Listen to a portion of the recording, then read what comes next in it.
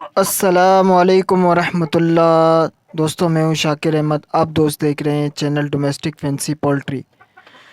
دوستوں امید کرتا ہوں کہ تمام دوست خیر و عافیت سے ہوں گے، خوشباش ہوں گے، سب کا روزہ ماشاءاللہ بہترین جا رہا ہوگا اور سب کا شوق بھی بہترین جا رہا ہوگا۔ دوستوں جیسے کہ آپ کے علم میں ہے کہ کل کی ویڈیو میں ہم نے فاؤل ٹائیفائڈ کے بارے میں بات کی تھی۔ آج انشاءاللہ جراثیمی امراض سے متعلق جو ہماری ایک کڑی جو سلسلہ جو چل رہا ہے، اسی میں سے کولی بیکلوسس یعنی ای کولائی کا مرض، آج انشاءاللہ عز و جل اس موضوع پہ بات کریں گے۔ تو تمام دوستوں سے درخواست ہے کہ ویڈیو میں آخر تک ساتھ رہیں، مکمل سنیں، توجہ کے ساتھ سنیں، انشاءاللہ بہت فائدہ ہوگا۔ تو دوستوں کولی بیکلوسس ایک ایسا مرض ہے جو ای کولائی نام کے بیکٹیریا یعنی جراثیم کی وجہ سے لاحق ہوتا ہے۔ یہ مرض انسانوں اور جانوروں دونوں میں ہو سکتا ہے، مگر زیادہ تر بکریوں، بھینسوں، مرغیوں میں دکھائی دیتا ہے۔ اس بیماری کا جراثیم مرغیوں کا نظام انہضام میں عام طور پر مختلف صورتوں میں پایا جاتا ہے۔ کسی بھی بڑی بیماری کے ساتھ ای کولائی بھی فوری طور پر وقوع پذیر ہو جاتی ہے۔ اس ضمن میں بیرونی دباؤ یعنی اسٹریس بہت اہم کردار ادا کرتا ہے۔ یہ بیماری دنیا کے ہر حصے میں عام طور پر پائی جاتی ہے۔ تمام عمر کی مرغیوں اور پرندوں کی دوسری اقسام یکساں طور پر بیماری کا شکار ہو سکتی ہیں۔ یہ جراثیم خاص طور پر اندرونی اعضاء یعنی انٹرنل آرگنز کو زیادہ نقصان پہنچاتے ہیں۔ یہ اکثر گرم اور نمی میں زیادہ پھیلتے ہیں۔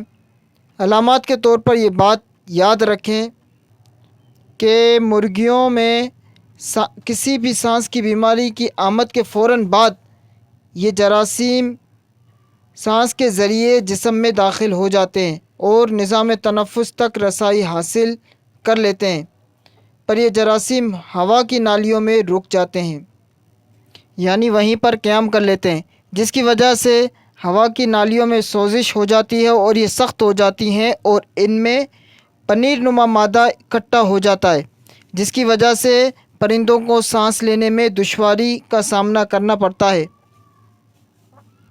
اس بیماری میں شرح اموات 8 سے 10% تک ہوتی ہے۔ خون میں سمی اثرات پیدا ہو جاتے ہیں، جس سے دل کے غلاف کی سوزش اور جگر کی سوزش اس بیماری میں عام سی بات ہے۔ نیز انڈا دینے والی مرغیوں میں رحم کی نالی کی سوزش بھی نظر آتی ہے، جس کا مسئلہ یہ ہوتا ہے کہ انڈوں کی پیداوار میں کمی ہو جاتی ہے، حتیٰ کہ مرغیوں کی موت کا سبب بھی بن سکتا ہے، اور چوزوں کی ناف کی سوزش کی بھی یہی جراثیم وجہ بنتا ہے۔ تو دوستوں کسی بھی مرض کے لیے یاد رکھیں کہ اس کی حفاظت کے طریقے بھی جاننا بہت ضروری ہے۔ تو ضمناً یہاں پر کچھ حفاظتی تدابیر میں آپ کو بتاتا جاتا ہوں۔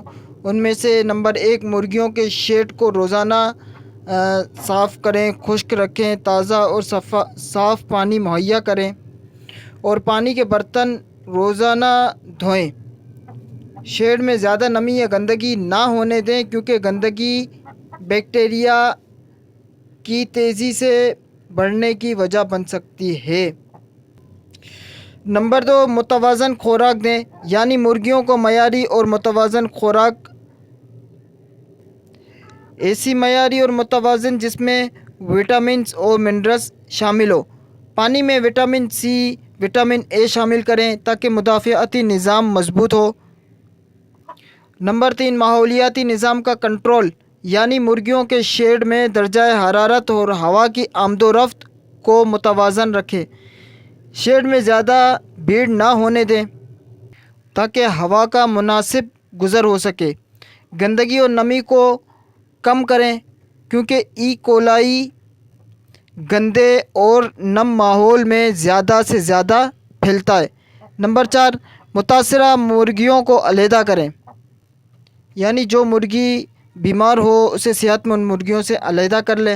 متاثرہ مرغی کی علامات کو پہچاننے کے لیے ضروری ہے کہ یہ بات یاد رکھیں، کمزوری، ڈائریا، سانس لینے میں دشواری یا سوجن نظر آئیں تو اسے فوراً باقی مرغیوں سے علیحدہ کر لیں اور فوری طور پر کسی ویٹنری ڈاکٹر سے رابطہ کریں تاکہ بروقت علاج ہو سکے اور نقصان سے بچا جا سکے۔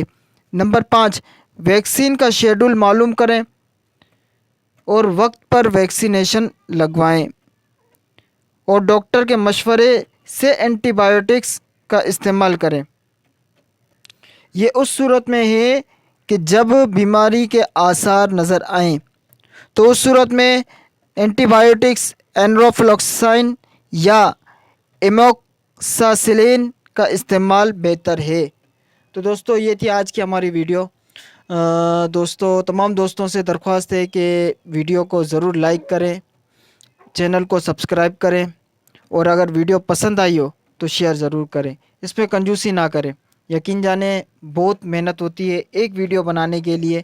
آپ کے لائک اور چینل کو سبسکرائب یہ سمجھ لیں کہ یہ اصل مزدوری ہے۔ تو دوستو میں نے شروع میں ایک ویڈیو لگائی تھی کہ یہ پرندے میرے پاس فور سیل ہیں، جس دوست کو بھی چاہیے ہوں اب بھی میرے پاس ہیں۔ یہ جاوا اور یہ ایک ہیرا مرغی، ماشاءاللہ جاوا مرغا میں نے بتایا تھا ڈبل باڈی کے اندر، بڑے قد بت کے اندر، سندھی اور دیسی کا کراس، ماشاءاللہ بہت ہی پیارا جاوا ہے ماشاءاللہ۔ اس کے چلنے کا انداز، کھڑے ہونے کا انداز بڑا من کو بھاتا ہے۔ اور یہ ایک ہیرے رنگ کے اندر مرغی ہے، یہ بھی دیسی کراس میں ہے۔ قیمت بھی بالکل میں نے مناسب لگائی تھی دوستو، مرغے کی قیمت میں نے لگائی تھی۔